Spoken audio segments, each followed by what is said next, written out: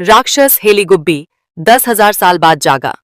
आज का सबसे डरावना सरप्राइज, इथियोपिया के उत्तरी अफार इलाके की एटा एले रेंज में हेलीगुब्बी लगभग 10,000 से 12,000 साल की नींद से अचानक जाग गया। 23 नवंबर की सुबह ज्वालामुखी में एक भयानक विस्फोट हुआ, जिससे आसमान में काले धुएं, राख और सल्फर गैस का एक बड़ा बादल छा गया। जैसे ही राख आई, आसमान का रंग बदलकर अफार से अरब और आखिर में भारत में आया है।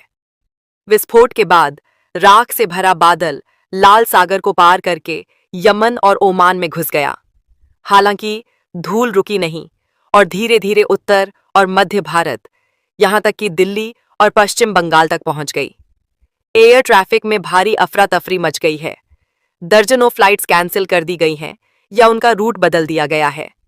एडमिन अथॉरिटी, पर्यावरण और सभी का क्या रिएक्शन है? अफार इलाके के गांव और जानवरों के गांव राख से भर गए हैं, जिससे फसलें और जानवरों के चरने की जमीन खराब हो गई है।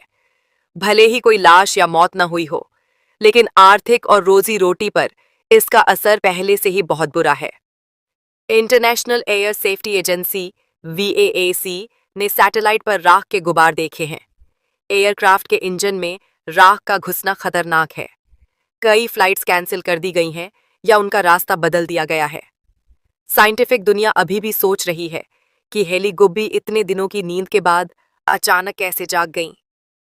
10,000 साल की नींद के बाद अचानक विस्फोट होना बहुत कम होता है।